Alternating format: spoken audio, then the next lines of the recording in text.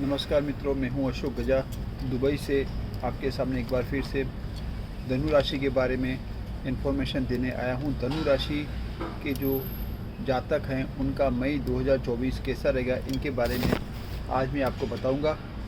और ये चर्चा करूं इससे पहले मैं आपको फिर से बता दूं कि जैसा कि आप जानते हैं कि अभी आज मैं दुबई में हूं और इंडिया जा रहा हूं वापस। तो जो लोग भी अपना कुछ भी एस्ट्रोलॉजी से रिलेटेड कोई भी क्वेश्चन करना चाहते हैं, उनके दिमाग में कोई भी क्वेश्चन है, तो कृपया करके उनका नाम, उनका मेल है फीमेल है, डेट ऑफ बर्थ, टाइम और प्लेस, ये 3 चीज़ें लिख के मुझे भेजेंगे अपने इसमें कमेंट्स बॉक्स में। तो उसका भी मैं रिप्लाई दूंगा, क्योंकि अभी मेरे पास थोड़ा टाइम कम था, इसलिए जिन्होंने भी क्वेश्चन किया उनका मैं जवाब नहीं दे सका हूँ। लेकिन मैं अहमदाबाद वापस जब जाऊंगा फिर ट्राई करूंगा, जैसे ही मुझे टाइम मिलेगा मैं उन सब का ख्याल रख के उन सबको मैं जवाब देने की एस्ट्रोलॉजी के हिसाब से पूरी कोशिश करूंगा। चलो अभी स्टार्ट करते हैं आज का ये वीडियो। तो धनु राशि का जैसा कि आप लोग जानते ही होंगे कि इसका मालिक जो है वो है बृहस्पति, और ये बृहस्पति जो है वो छठे स्थान में बैठा हुआ है। पहले हम वो चर्चा करेंगे कि धनु राशि के जातकों का ये जो पोजीशन क्या रहेगी, गोचर में ग्रह की स्थिति मई के महीने में कैसी रहेगी, इसके बारे में हम चर्चा करेंगे। तो सबसे पहले धनु राशि के तीसरे स्थान के जो राशि है वहाँ पे है कुंभ राशि, और कुंभ राशि का जो मालिक है वो शनि है। शनि खुद अपने घर में बैठा हुआ है। फिर चौथा स्थान जो है वो है मीन राशि धनु राशि के हिसाब से, तो उसमें है राहु, मंगल और बुध। पंचम स्थान में है सूर्य और शुक्र, जहाँ पे मेष राशि है। छठे स्थान में है बृहस्पति, जैसा कि मैंने पहले ही आपको बताया, और 10वें स्थान में केतु। ये है ग्रह की परिस्थिति। तो इस हिसाब से हम प्रेडिक्शन करेंगे कि गोचर के ग्रहों की स्थिति के हिसाब से आपका कैसा रहेगा ये महीना। तो सबसे पहले हम बात करेंगे स्वास्थ्य के बारे में। स्वास्थ्य के बारे में चर्चा करेंगे तो ये जानेंगे कि जो बृहस्पति का जो स्वामी है वो छठे स्थान में बैठा हुआ है, और उसके राशि के ऊपर कोई भी पापक ग्रह की दृष्टि नहीं है।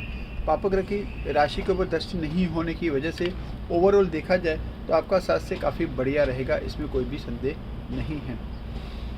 तो स्वास्थ्य का जहाँ तक सवाल है, हाँ, आपको जैसे कि पहले से कोई डिसीज़ है, कोई भी आप पहले से कुछ भी प्रॉब्लम्स है, इश्यूज़ है, तो वो बात अलग है। लेकिन नई कोई भी प्रॉब्लम आपको क्रिएट नहीं होगी या उसमें कोई भी ज़्यादा बढ़ोतरी नहीं होगी। लेकिन आपको पहले जो दवाएँ जो लेते हैं नियमित रूप से वो लेनी पड़ेगी। अदरवाइज़ आपको इशू कोई भी, जहाँ तक स्वास्थ्य का सवाल है, कोई भी इशू नया कोई भी क्रिएट नहीं होगा, इसमें कोई भी संदेह नहीं है। अभी हम बात करेंगे तीसरे स्थान के बारे में। तीसरा स्थान जो है वो है छोटी भाई, छोटी बहन का स्थान, या फिर उसका छोटी मुसाफरी का स्थान, या फिर तीसरा स्थान जो है साहस और पराक्रम का स्थान है। और तीसरे स्थान में शनि महाराज बैठे हुए हैं। और शनि महाराज जब अपने, या कोई भी ग्रह हो, जब अपने घर में बैठा हुआ होता है तो उसका शुभ फल ही देता है। क्योंकि कोई भी जो, जैसा कि बंदा होता है अपने घर में एक ऐसा रिलैक्स महसूस करता है, अच्छा रहता है। तो उसी तरह से ग्रह भी जो है जैसे स्वग्रही होते हैं, तो जैसे कुंभ राशि में और मकर राशि में शनि स्वग्रही होता है, यहाँ पे गोचर में जो है वो स्वग्रही बैठा हुआ है तीसरे स्थान में। तो ये काफ़ी अच्छा योग में मानूंगा इसको। तो तीसरा स्थान शुभ होने की वजह से, और वैसे भी देखा जाए तो तीसरे स्थान में शनि वैसे भी बलवान होता है। शनि जो है 3, 6 और 11 ये तीनों स्थान में काफ़ी बलवान होता है। तीसरे स्थान में शनि वैसे ही आपका बलवान बना हुआ है, क्योंकि तीसरे स्थान का मालिक है और खुद के घर में बैठा हुआ है। आपको छोटी मुसाफरी का योग हो सकता है, किसी भी काम के सिलसिले में आपको आपके घर से कहीं दूर जाना हो सकता है, और आप जाएंगे तो उसमें आपको फ़ायदा ही होगा। चाहे नौकरी के सिलसिले में जाए, चाहे आपको सोशल लाइफ के सिलसिले में जाए, तो आपके लिए काफ़ी अच्छा साबित होगा, इसमें कोई भी संदेह नहीं। अभी हम बात करेंगे चौथे स्थान के बारे में। चौथा स्थान जो है मकान का स्थान है, चौथा स्थान सुख का स्थान है, चौथा स्थान मकान माता का भी स्थान है। और चौथे स्थान में जो है वो राहु, मंगल और बुध, ये 3 ग्रह विराजमान हैं।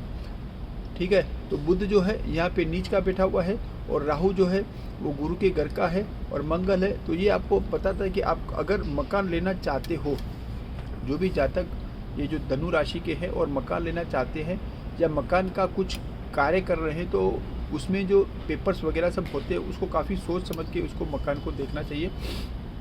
राहु चौथे स्थान में बैठा हुआ है। राहु चौथे स्थान में हम अच्छा तो नहीं मानेंगे, लेकिन फिर भी ऐसा कह सकते हैं कि आपको किसी भी इशू हो सकता है। अगर आप मकान लेंगे तो उस, अगर मकान सही नहीं होगा, या फिर इसका डायरेक्शन सही नहीं होगा, या फिर आपको किसी भी तरह का इशू हो सकता है, तो आप ले, इसका कोई भी इशू नहीं है। क्योंकि मंगल वैसे ही चौथे स्थान में काफ़ी अच्छा माना जाता है। लेकिन लेकिन आपको पेपर्स वगैरह सब सही तरीके से देख के बाद में आप उसका अगर वो एग्रीमेंट करेंगे या फिर मकान परचेज़ करेंगे तो आपके लिए काफ़ी लाभदायक सिद्ध हो सकता है। अदरवाइज़ आपको ये हो सकता है। और इसके अलावा जो भी जातक है जिनको दिल की बीमारी है या दिल का जो है रिलेटेड जो भी इश्यूज़ हैं, तो उनको भी थोड़ा सावधान रहना पड़ेगा, क्योंकि हार्ट से रिलेटेड आपको हार्ट जो है वो हार्ट से रिलेटेड कोई भी डिसीज़ आपको अगर पहले से है तो उसमें कुछ भी इशू आ सकता है, या फिर उसको आप थोड़ा ध्यान रखेंगे तो आपके लिए काफ़ी बेहतर साबित होगा, क्योंकि राहु जो है फिर वो चौथे स्थान में विराजमान है। अभी यहाँ पे जो पंचम स्थान की बात करेंगे तो पंचम स्थान में है जो उस पंचम स्थान में सूर्य और शुक्र दो ग्रह विराजमान हैं और मेष राशि है। मेष राशि में सूर्य जो है वो उच्च का होता है और ये जो है भाग्य स्थान का स्वामी है, क्योंकि अगर धनु राशि से हम बात करेंगे तो पांचवी राशि जो है सिंह राशि जो है वो आपके भाग्य स्थान में है, उसका मालिक जो है वो सूर्य है और वो बैठा है आपके पंचम स्थान में। पंचम स्थान जो है संतान का स्थान है, पंचम स्थान जो है आपकी पढ़ाई का स्थान है, पंचम स्थान शेयर बाजार रोटी का स्थान है, पंचम स्थान जो है लव रिलेशनशिप का भी स्थान है। तो ये सारे जो पोर्टफोलियोज हैं उसका ही मैं कह सकता हूँ कि आपका भाग्य स्थान का स्वामी यहाँ पे होने की वजह से पहले तो ये जो बात करूँगा स्टूडेंट्स के बारे में, स्टूडेंट्स को काफ़ी लाभ होगा। जो स्टूडेंट्स किसी भी तरह की एग्ज़ाम देना चाहते हैं, चाहे इंटरनल एग्ज़ाम हो मतलब जहाँ पे वो जॉब करते हैं, चाहे वो एग्ज़ाम हो, चाहे किसी और एग्ज़ाम हो, चाहे किसी और एग्ज़ाम मतलब जो 10वीं की एग्ज़ाम दे रहे हो, 12वीं की एग्ज़ाम दे रहे हैं या वैसे कोई एग्ज़ाम दे रहे हैं, तो उसमें 100% आपको सफलता मिलेगी, क्योंकि आपका भाग्य आपको साथ दे रहा है। भाग्य स्थान का स्वामी आपका जो है वो सूर्य उच्च का होके आपके, और वो भी खास करके जो साइंस लाइन जो कि साइंस स्ट्रीम वाले हैं उनको काफ़ी लाभ होगा, क्योंकि सूर्य जो है वो सूर्य और इसके अलावा जो भी गवर्नमेंट से रिलेटेड हैं एग्ज़ाम दे रहे हैं उनको भी फ़ायदा हो सकता है। वैसे भी देखा जाए तो आपका बृहस्पति जो है वो छठे स्थान में है और छठा स्थान जो है वो नौकरी और रोग शत्रु का भी स्थान है।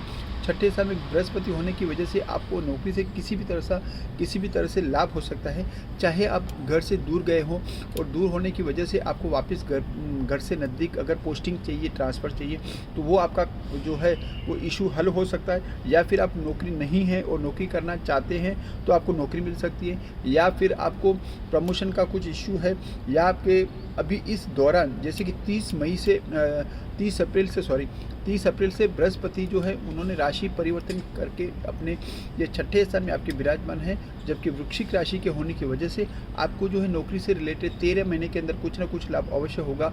ऐसा मैं इसीलिए कह सकता हूँ क्योंकि गोचर में जो है वो बृहस्पति आपका काफ़ी बलवान हो चुका है।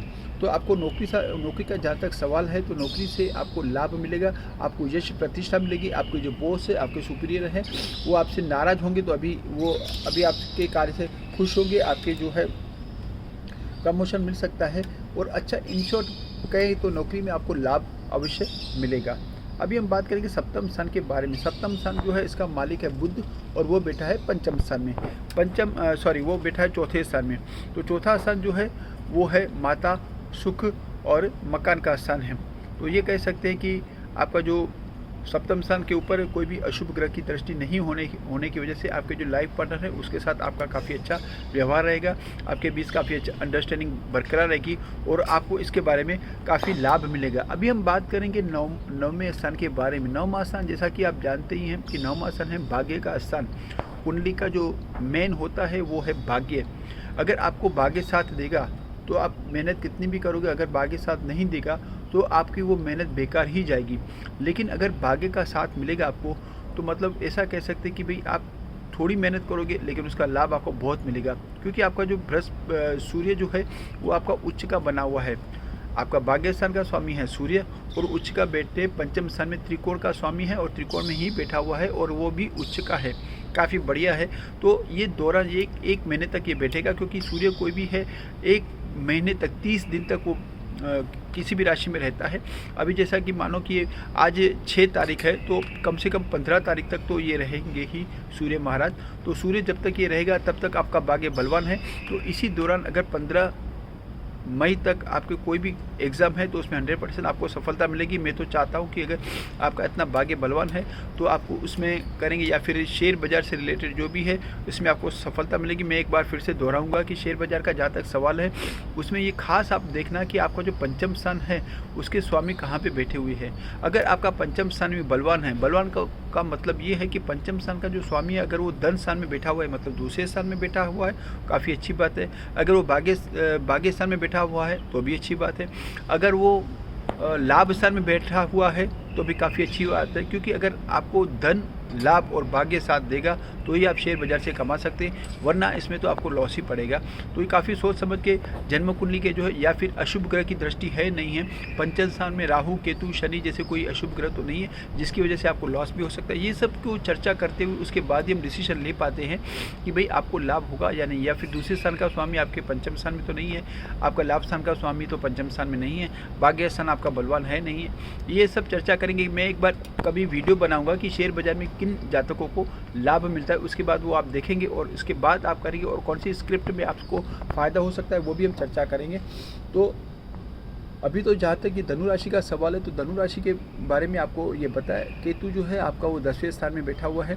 10वां स्थान मतलब है भाग्य, कारोबार का स्थान, आपके जो है पिता का भी स्थान है, 10वां स्थान है, और ये जो बिज़नेस का भी स्थान है, 10वें स्थान में केतु है।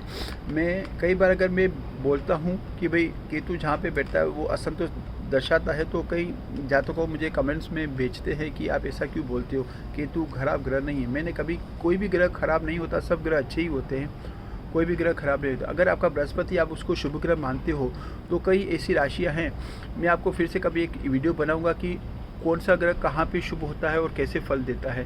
तो कोई भी ग्रह से मेरी कोई जाति दुश्मनी तो है नहीं, लेकिन मैं और ये जो केतु को मैं अशुभ नहीं मानता, अशुभ तो ग्रह है लेकिन असंतोष इसीलिए मानता हूँ क्योंकि उनको जो है वो जहाँ पे बैठता है उसके बारे में उनका वो मोह छुड़ाता है आपसे। जैसे कि धन स्थान में बैठा हुआ है तो आपको ऐसे ऐसे प्रॉब्लम आएंगे, ऐसे ऐसे होंगे कि आपको ऐसा लगेगा कि धन ही सब कुछ नहीं है। ठीक है, केतु जो है मोक्ष का कारक है, तो केतु जहाँ पे बैठता है वो मोक्ष का कारक है। लेकिन अब हम जब कि धन की बात करेंगे, बिजनेस की बात करेंगे, तो उसमें अगर केतु बैठा हुआ है तो मैं कैसे बोलूँ कि वो अच्छा ग्रह है। इन शॉर्ट मैं अभी ऐसा बोलूँगा कि आपके धन राशि का जो जातक है वैसे ही बिजनेस कर रहे हैं, तो मैं ऐसा नहीं बोलता कि भाई आप बिजनेस ही छोड़ दो, आप बिजनेस करो, लेकिन आप सोच समझ के करो। आपके ऑर्डर जो है थोड़ा ध्यान देंगे, ताकि इसमें ध्यान देने की ज़रूरत है। मेरा कतई ऐसा इरादा नहीं है कि मैं आपको डराने का, मैं कभी आपको डराता नहीं हूँ, मैं आपको खाली एक मार्गदर्शन देता हूँ, क्योंकि एस्ट्रोलॉजी एक मार्गदर्शन है, वो आपको सिखाता है, वो आपको बताता है कि आपको क्या करना चाहिए, और हमें वो गाइड करता है, और हम उस हिसाब से अगर चलते हैं तो हमारे काफ़ी सफलता मिल सकती है। अगर इसलिए आपकी जो है हॉरोस्कोप को काफ़ी डीपली इसको स्टडी करनी पड़ती है, गोचर के ग्रह देखने पड़ते हैं, आपके जो है विषोत्तरी महादशा वो भी देखना पड़ता है। ये सब चर्चा करने के बाद ही हम डिसीजन ले पाते हैं, इसमें कोई भी जल्दबाजी नहीं चलती, और सबसे ज़्यादा जो है वो श्रद्धा, वो विश्वास होता है। अगर वो इस हिसाब से हम चलेंगे तो 100% हमको सफलता मिलेगी। आज के लिए इतना काफ़ी है, धन्यवाद।